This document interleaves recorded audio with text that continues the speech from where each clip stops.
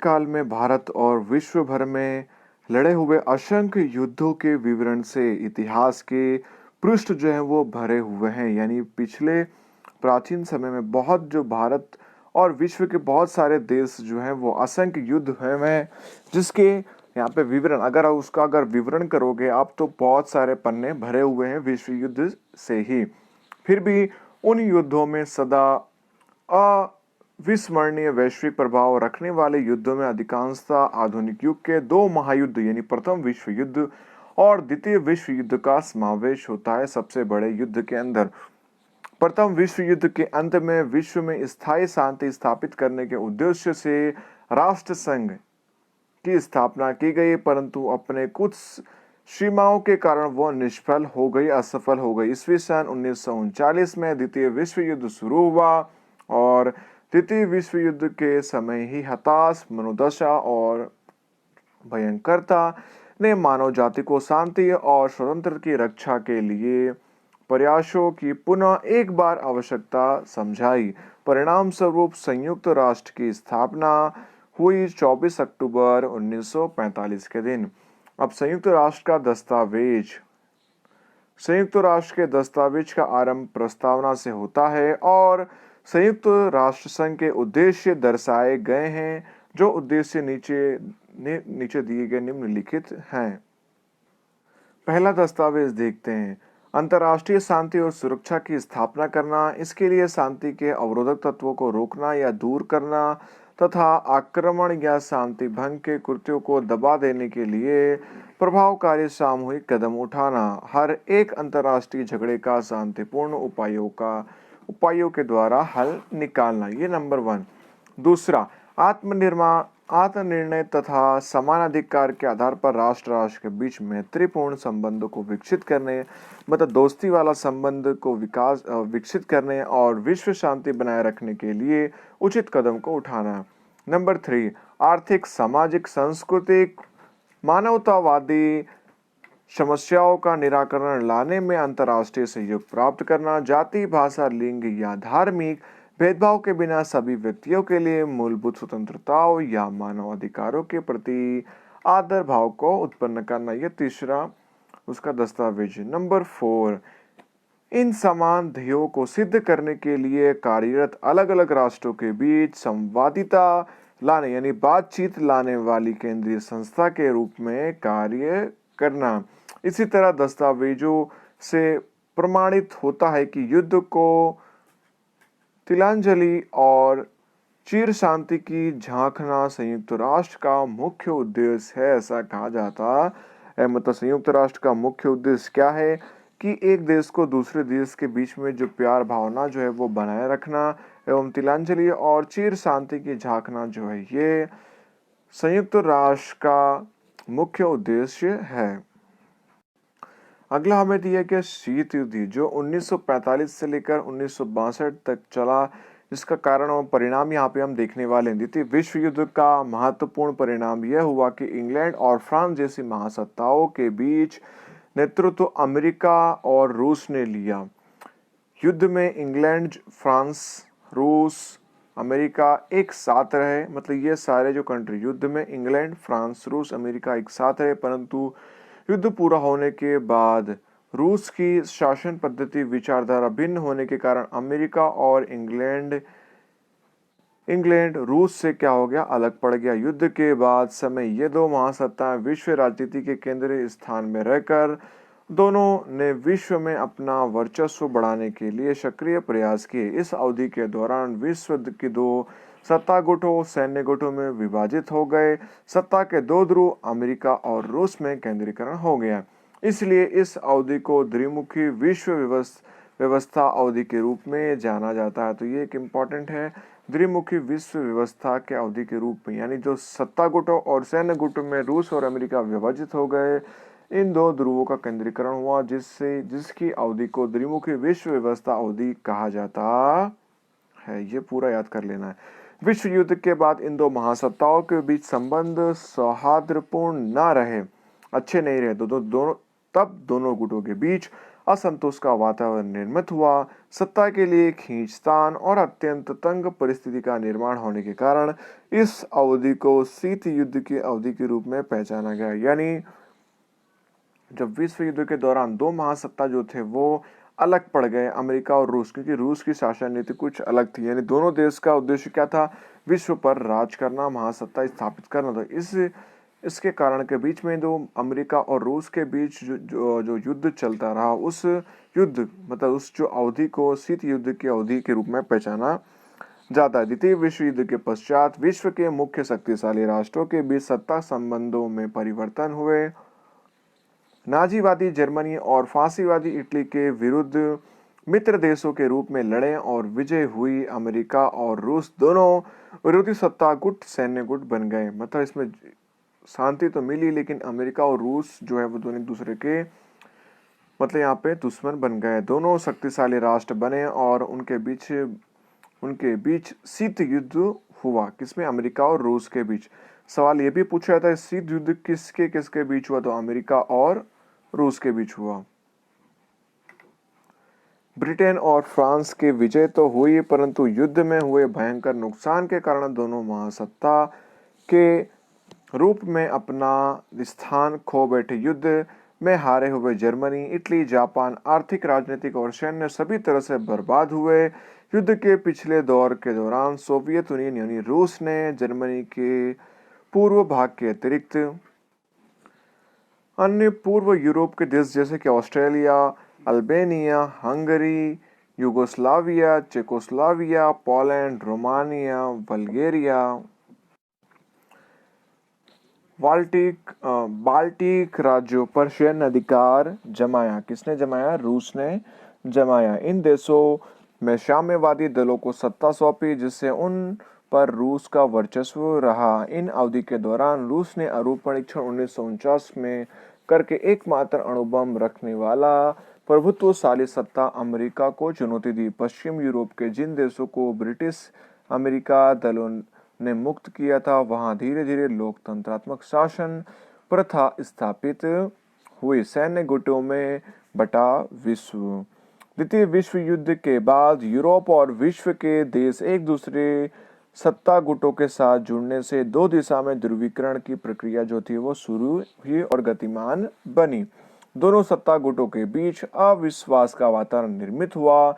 इनमें से कई सैन्य गुट निर्मित हुए, यानी नए उत्पन्न हुए, उजागर हुए। सोवियत संघ और साम्यवाद से बचने के लिए अमेरिका की प्रेरणा से उत्तर अटलांटिक महासागर के किनारे स्थित देशों का नाटो नामक संगठन यानी नॉर्थ अटलांटिक ट्रीटी ऑर्गेनाइजेशन अप्रैल 1949 में बना। दक्षिण और पूर्व एशिया के देशों की रक्षा के लिए एक अन्य सैन्य गुट की स्थापना की गई, जिससे SEATO South East Asia treaty organisation जो 1945 में यहाँ पे के रूप में जाना जाता है। अगला बच्चों यहाँ पे हम देखते हैं, इस सैन्य गुट के विरुद्ध रूस ने वार्शा संधि के नाम से सैनिक संगठन की रचना की। इस संगठन के अल्बेनिया, बल्गेरिया, चेकोस्लोवाकिया, पूर्व जर्मनी, हंगरी, पोलैंड, रोमानिया और रूस सदस्य थे। मध्य पूर्व के देशों में इंग्लैंड की प्रेरणा से सीटो यानी central east north treaty organisation यानी बगदाद समझौता नामक एक गुट निर्मित हुआ, परंतु इराक में क्रांति होने से वह गुट से अलग हो गया। बाद में इस गुट का नेतृत्व अमेरिका ने किया। अगला टॉपिक दिया है सशस्त्रीकरण, निशस्त्रीकरण, परमाणु शस्त्रों का सृजन करना यानी बनाना और उनका उपयोग करना। शीत युद्ध के दौरान समग्र विश्व पर प्रभुत्व जमाने के लिए दोनों महासत्ताओं के बीच उग्र स्पर्धा शुरू हुई। शस्त्र स्पर्धा तथा शस्त्रों का उत्पादन बढ़ाने की होड़ लगी। अमेरिका ने हिरोशिमा और नागासाकी पर परमाणु बम फेंककर अपनी सर्वोपरिता सिद्ध की 1945 में। इसके बाद 4 वर्ष में सोवियत यूनियन और रूस ने परमाणु परीक्षण करके अपना सर्वोपरिता सिद्ध किया। अमेरिका के दक्षिण पश्चिम में स्थित साम्यवादी शासन व्यवस्था वाले क्यूबा की अमेरिका ने ईस्वी सन 1961-62 में घेराबंदी घोषित की। अमेरिका के आक्रमण के भय से क्यूबा की रक्षा के लिए सोवियत यूनियन ने अपना परमाणु शस्त्रों से सुसज्जित मिसाइलें जहाज कैरेबियन सागर में भेजा। दोनों महासत्ताओं ने एक दूसरे को परमाणु शक्ति का उपयोग करने की धमकी दी।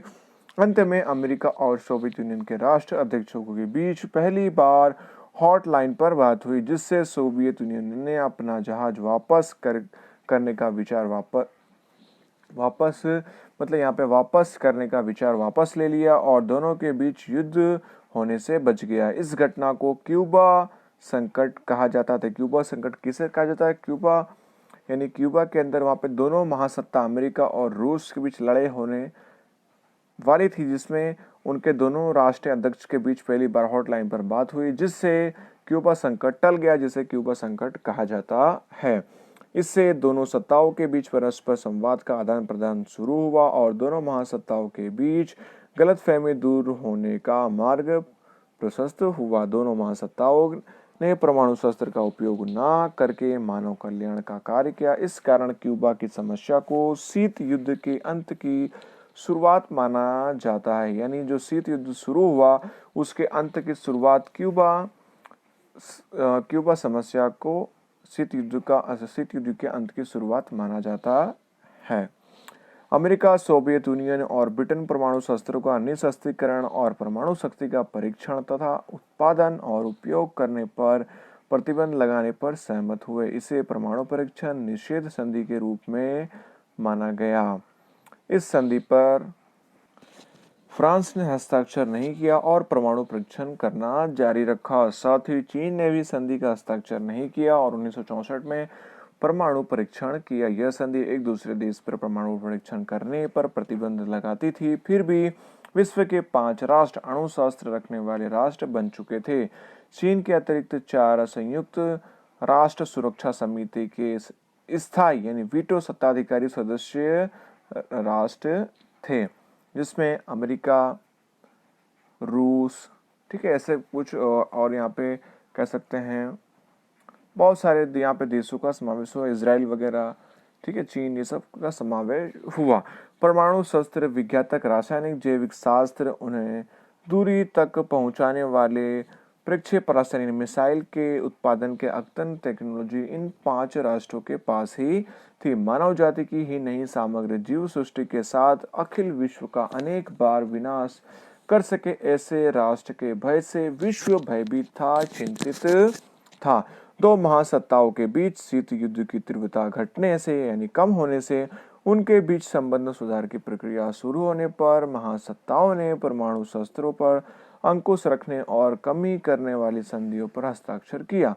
भारत ने इन संधियों का स्वागत किया है, परंतु हमेशा निशस्त्रीकरण की पहल करता है। जब तक परमाणु शस्त्रों का संपूर्ण निशस्त्रीकरण नहीं होगा, तब तक परमाणु शस्त्रों के खतरे से विश्व मुक्त नहीं हो सकता है। अगला टॉपिक दिया हमें एशिया में स्वतंत्र राष्ट्रों का उदय। द्वितीय विश्व युद्ध के दौरान एशिया के पराधीन देशों में स्वतंत्रता का आंदोलन शुरू हो चुका था। भारत में ब्रिटिशरों की भेदभाव की नीति के कारण आजादी के साथ ही भारत के 2 भाग हो गए। इस तरह भारत और पाकिस्तान ऐसे 2 स्वतंत्र राष्ट्र अस्तित्व में आए। आजादी की लंबी लड़ाई के पश्चात भारत देश आजाद हुआ। 15 अगस्त 1947 को इसी तरह ब्रिटेन के साथ कई राष्ट्र संघर्ष करके स्वतंत्र हुए, यानी किससे? इंग्लैंड से आजाद हुए। उसमें म्यांमार और श्रीलंका 1948 में, इंडोनेशिया 1949 में स्वतंत्र हुआ। उसमें संयुक्त राष्ट्र का महत्वपूर्ण योगदान था। इसी दौरान एशियाई देश लाओस, कंबोडिया भी स्वतंत्र राष्ट्र बने। तो जैसे कि बच्चों आपको पता है, हमारा भारत देश जो है वो 15 अगस्त 1947 के दिन आज़ाद हुआ था, जबकि पाकिस्तान जो है वो 14 अगस्त 1947 के दिन आज़ाद हुआ था। अफ्रीका में स्वतंत्र राष्ट्रों का उदय। अफ्रीका के कई देशों के लिए द्वितीय विश्व युद्ध का सुखद परिणाम आया। महायुद्ध पूरा हुआ तब केवल इबिसिनिया यानी इथियोपिया, राष्ट्रीय अफ्रीका संघ, इजिप्ट स्वतंत्र थे। द्वितीय विश्व युद्ध के दौरान के बाद में एशिया के देशों में चल रहे स्वतंत्रता आंदोलन गतिमान हुए और स्वतंत्रता की मांग करने लगे। परिणाम स्वरूप 1951 से 1966 तक के 16 वर्ष के समय में अफ्रीका के 40 छोटे बड़े देशों ने स्वतंत्रता प्राप्त कर ली। साम्राज्यवादी सत्ता विश्व में अपना प्रभुत्व जोड़ने वाली नहीं थी, इसलिए उन्होंने सत्ता टिकाए रखने के लिए प्रयत्न भी किए थे, परंतु कई देश इन दो महासत्ताओं गुट या सैन्य के साथ न जुड़कर स्वयं स्वतंत्र रहकर अपने राष्ट्र का विकास करना चाहते थे। इस प्रकार कुछ देश अलग हो गए, स्वतंत्र हो गए। अगला हमें दिया है गुट निरपेक्ष आंदोलन। विश्व के दो महासत्ताओं में विश्व विभाजित हो गया। दो विरुद्ध सत्ताएं सैन्य गुट अमेरिका और रूस के साथ कई राष्ट्र शामिल हुए और कई राष्ट्र शामिल नहीं हुए, यानी कि विश्व में किसी भी सत्ता गुट या सैन्य गुट में न जुड़ने वाला राष्ट्र निर्गुट और उसके द्वारा अपनाई गई विदेश नीति गुट निरपेक्ष नीति के रूप में जानी जाती है। विश्व में दो महासत्ताओं के विचारधारा में जुड़े बिना तटस्थ राष्ट्र एक दूसरे के सहयोग से परंतु अपने अस्तित्व के साथ सर्वगुण विकास करना चाहते हैं, जिसमें भारत भी है। इस तरह भारत के प्रधानमंत्री जवाहरलाल नेहरू, इंडोनेशिया के राष्ट्रपति सुकर्णो, इजिप्ट के राष्ट्रपति कर्नल नारस, यूगोस्लाविया के राष्ट्रपति मार्शल टीटो का गुट निरपेक्ष नीति को प्रबल समर्थन प्राप्त हुआ। विचार विमर्श के अंत में इंडोनेशिया के बैंकॉक में तटस्थ राष्ट्रों की एक परिषद आयोजित 1955 में हुई। इस परिषद में एशिया के 23 और अफ्रीका के 6 देशों में प्रतिनिधि उपस्थित हुए थे। परिषद में विश्व के गरीब देशों के बीच सांस्कृतिक आर्थिक सहयोग बढ़ाने और साम्राज्यवाद का विरोध करने का ध्येय घोषित किया। इस परिषद में तटस्थ देशों के संगठन के स्वरूप और भावी कार्यक्रम निश्चित किए गए। 1961 में बेलग्रेड में आयोजित परिषद में विधि पूर्वक गुट निरपेक्ष आंदोलन यानी NAM नॉन अलाइन मूवमेंट संस्था की स्थापना की गई। कब की गई? 1961 में। कहाँ पे की गई? तो बेलग्रेड के अंदर। भारत के प्रधानमंत्री पंडित जवाहरलाल नेहरू की अध्यक्षता में भारत ने गुट निरपेक्ष नीति को अपनाया और गुट निरपेक्ष आंदोलन ने मूल्यवान नेतृत्व प्रदान किया। नेहरू मानते थे कि कोई भी सत्ता गुट या सैन्य गुट में शामिल होने के बाद तटस्थ रहने से राष्ट्रीय हितों की रक्षा अधिक अच्छी तरह से हो सकती है। भारत की यह मान्यता रही है कि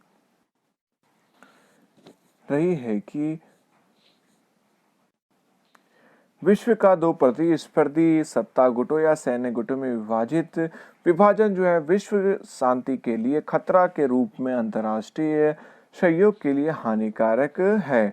आज विश्व के सबसे अधिक देश गुट निरपेक्ष गुट के सदस्य हैं। क्वालालंपुर में 13वां शिखर सम्मेलन आयोजित किया गया 2003 में। अंतिम 4 दशक में विश्व स्तर पर अनेक घटनाएं घटी हैं। सोवियत संघ का विघटन होने से रूस का वर्चस्व कम हो गया। ये सोवियत संघ मतलब क्या? यानी रूस पूरा। अमेरिका ने उसका विघटन कर दिया। अमेरिका एकमात्र महासत्ता के रूप में मजबूत बना रहा। अलबत्ता विश्व के देशों की साम्राज्यवादी नीति घटती जा रही है। इन संयोगों में गुट निरपेक्षवादी गुटों का प्रभाव बढ़ता जा रहा है। तटस्थ राज्यों ने गुट निरपेक्ष का नया अभिगम अपनाकर विश्व की राजनीति में उचित योगदान देने में सफल रहे हैं। विश्व में सर्वत्र शांति बनी रहे, युद्ध की घटनाएं ना बने, मानव समाज और राष्ट्रीयता की भावना बनी रहे तथा महासत्ता के निःशस्त्रीकरण अपनाने का विचार विकसित करे। इसके लिए नैतिक प्रभाव स्थापित करने में गुट निरपेक्ष को सफलता मिली है। अगला टॉपिक दिया गया जर्मनी का विभाजन और एकीकरण किस प्रकार हुआ। प्रथम और द्वितीय विश्व युद्ध होने के शुरुआत का श्रेय दिया जाता है किसको? जर्मनी को। उस जर्मनी को द्वितीय विश्व युद्ध में भी ध्वंस हुआ। इससे आर्थिक, सामाजिक और राजनीतिक ऋण टूट गए। ऐसा कोई नेता नहीं था जो जर्मनी को पुनः खड़ा कर सके। युद्ध समाप्त होने पर विजेता राष्ट्रों ने जर्मनी को 4 प्रशासनिक विभागों में बांट डाला। उसकी व्यवस्था इस तरह की गई कि सोवियत यूनियन के लाल सेना यानी रेड आर्मी ने पूर्व भाग पर सैनिक कब्जा किया और इसीलिए पूर्व जर्मनी का संचालन सोवियत यूनियन को सौंपा गया। जर्मनी के नेतृत्व भाग का संचालन अमेरिका को और फ्रांस के नजदीक प्रदेशों का संचालन फ्रांस को और बेल्जियम से सटे हुए जर्मनी का विस्तार का संचालन ब्रिटेन को सौंप दिया गया। यानी इस प्रकार जर्मनी को कुल 4 भागों में बांट दिया गया।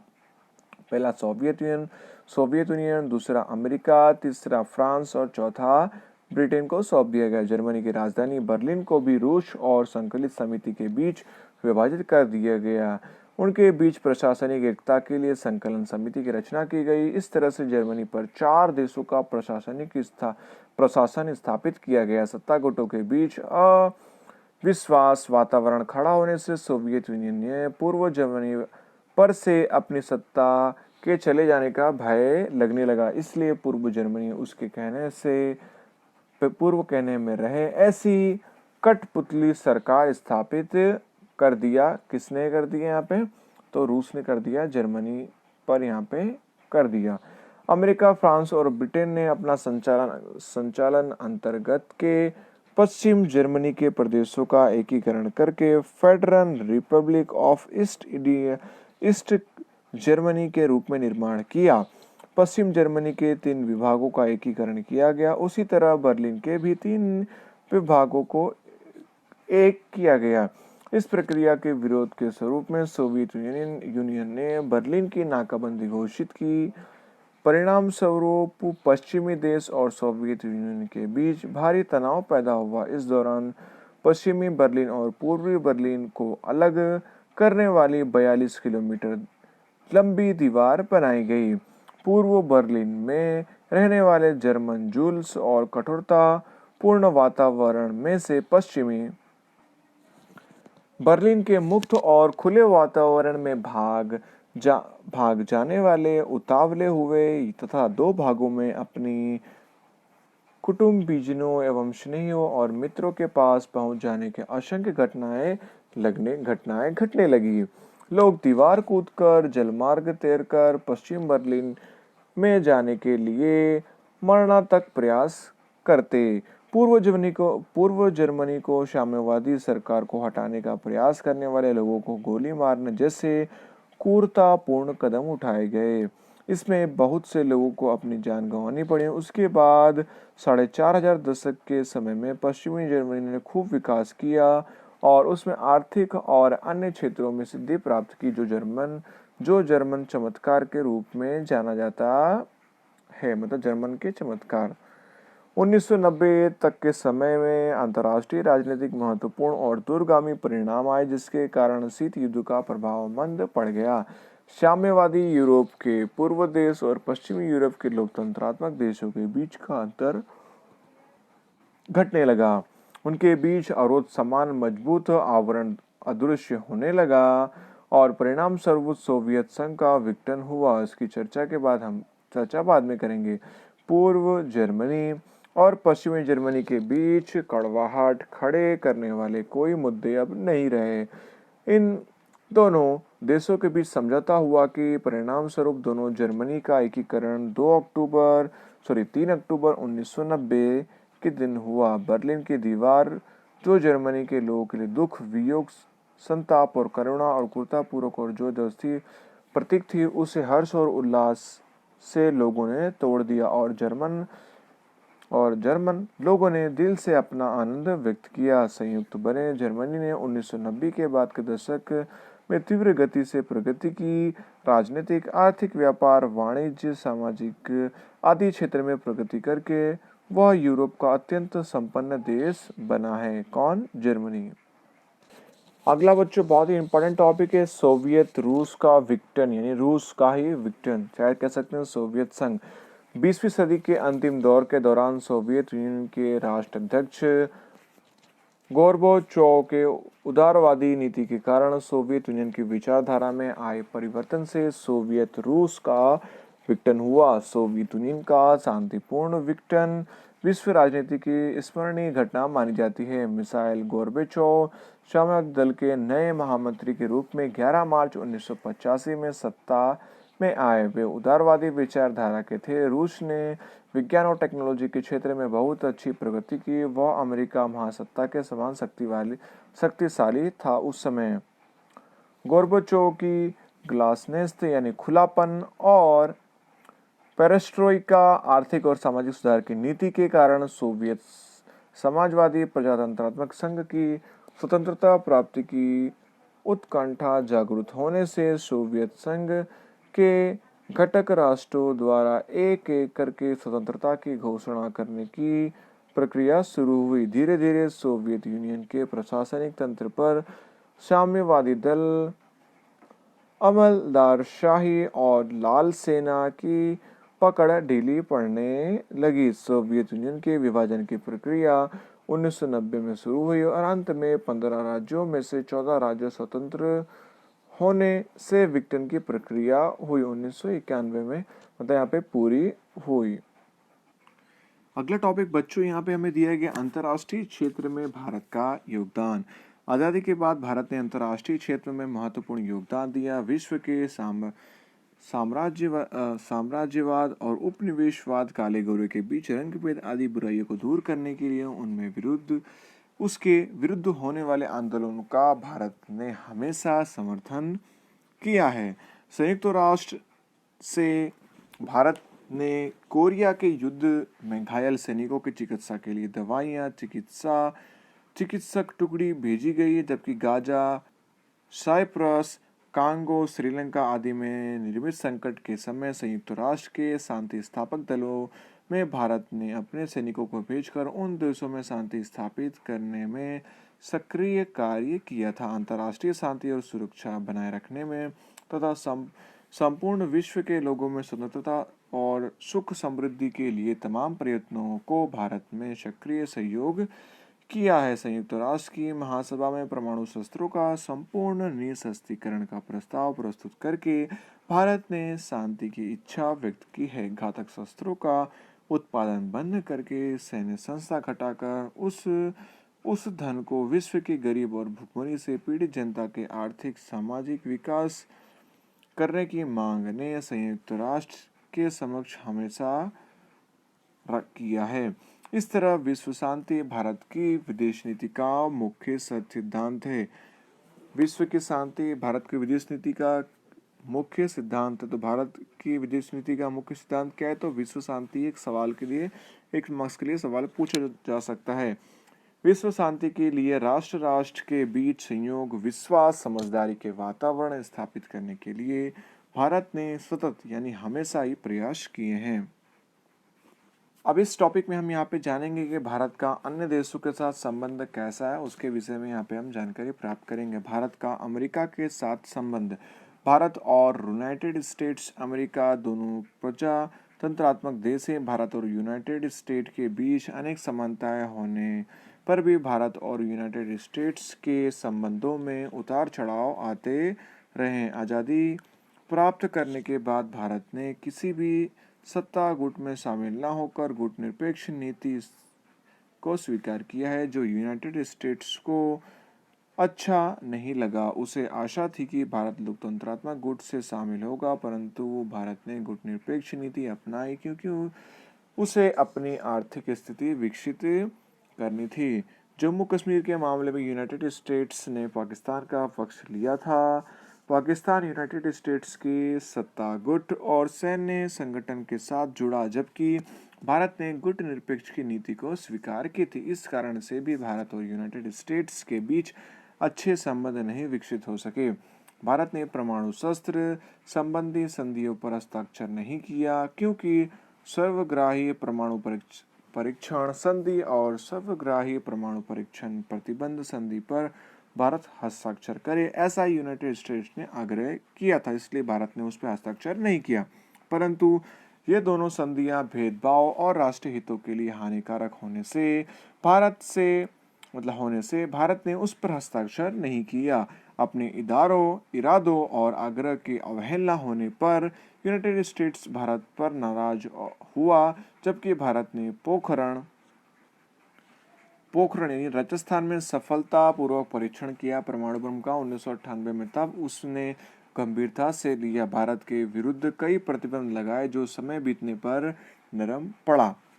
आर्थिक और तकनीकी क्षेत्र में भारत को अमेरिका की सहायता मिलती रही। हमेशा यूनाइटेड स्टेट्स के न्यूयॉर्क के वर्ल्ड ट्रेड सेंटर पर 11 सितंबर 2001 को हुई आतंकी हमले के बाद दोनों देशों में सुधार आया। भारत ने भी आर्थिक क्षेत्र में प्रगति की है, इस बात को वह अब स्वीकार करने लगा है और दोनों देश को बीच प्रगाढ़ संबंध बनने की इच्छा रखता है। सितंबर 2014 और 2015 में भारत के प्रधानमंत्री नरेंद्र मोदी ने अमेरिका से मुलाकात ली और संयुक्त राष्ट्र की महासत्ता को भी संबोधित किया था। यूनाइटेड अमेरिका के राष्ट्रपति बराक ओबामा 26 जनवरी 2015 को भारत के 66 यानी 66वें गणतंत्र दिवस समारोह के मुख्य मेहमान के रूप में आए थे। भारतीय गणतंत्र दिवस में भाग लेने वाले अमेरिका के प्रथम राष्ट्रपति थे। साथ ही फरवरी के अंदर हमारे भारत में इस समय 2019 में 2020 की फरवरी में बराक ओबामा आए, जो कोरोना काल से पहले, उसके कुछ ही दिनों बाद यानी मार्च में ही कोरोना लॉकडाउन लगा दिया गया। तो कह सकते हैं उससे भी बहुत कोरोना ज़्यादा बढ़ा होगा हमारे गुजरात में, ऐसा हम कह सकते हैं, क्योंकि वहाँ पे लाखों की तादाद में लोग स्टेडियम में लोग इकट्ठा हुए थे। और इस तरह भारत और अमेरिका के संबंध सौहार्दपूर्ण हो रहे। आतंकवाद की समस्या पर दोनों राष्ट्रों के राष्ट्रध्वज चिंतित हैं। अगला टॉपिक है भारत और सोवियत यूनियन अर्थात रूस के बीच का संबंध। भारत में बड़े उद्योग स्थापित करने में, रक्षा के क्षेत्र में सुसज्जित होने में सोवियत रूस ने आर्थिक और तकनीकी मदद की है। भारत की कश्मीर की समस्या पर सोवियत यूनियन ने भारत का पक्ष लिया है। संयुक्त राष्ट्र की सुरक्षा समिति में कश्मीर के मसले पर भारत विरुद्ध प्रस्ताव न हो, इसके लिए अनेक बार वीटो सत्ता का उपयोग किया गया। कश्मीर समस्या पर वैश्विक स्तर पर भारत के मत का समर्थन किया है। इस तरह से रूस और भारत के बीच प्रगाढ़ संबंध रहे हैं। भारत और पड़ोसी देश के साथ संबंध। भारत ने स्वतंत्रता प्राप्ति के तुरंत बाद भारत पाकिस्तान के बीच तनावपूर्ण संबंध रहे हैं। भारत और पाकिस्तान के बीच ईस्वी सन 1948, 1965, 1971 में 3 बार युद्ध हुए, जिसमें हर बार पाकिस्तान की पराजय हुई। दोनों देशों के बीच तस्कंद समझौता और शिमला समझौता होने पर भी पाकिस्तान इन समझौतों का निष्ठापूर्वक अनुसरण नहीं करता। 1999 कारगिल में भारत और पाकिस्तान के बीच युद्ध हुआ। उन दोनों देशों के राष्ट्राध्यक्ष अपनी समझ सके शांतिपूर्ण ढंग से समाधान लाने का प्रयत्न कर रहे हैं।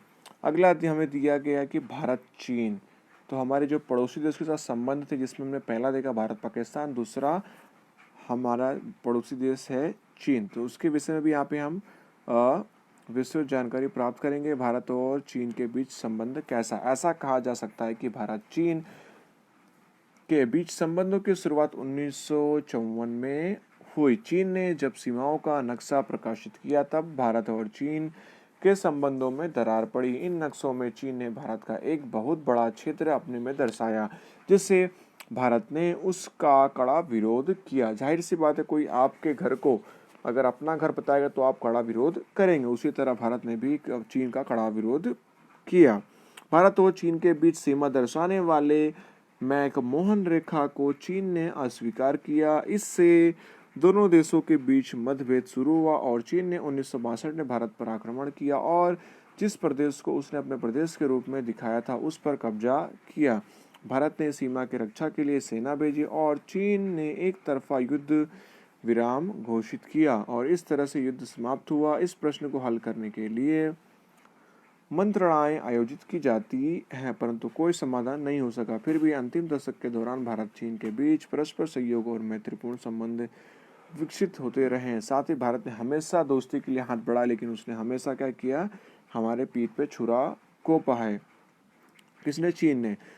भारत के प्रधानमंत्री नरेंद्र मोदी और चीन के प्रधानमंत्री जिनपिंग के बीच रिवर फ्रंट अहमदाबाद में सौजन्यपूर्ण मुलाकात हुई। साथ ही बच्चों, आपको बता दूं कि यहाँ पर जो सरदार वल्लभ भाई पटेल का जो स्टैच्यू ऑफ यूनिटी बना है, उसका जो भी इंजीनियर्स वगैरह थे वो चीन से ही बुलाए गए थे। सारा चीन ने ही, मतलब चीन के इंजीनियर लोगों ने ही बनाया है।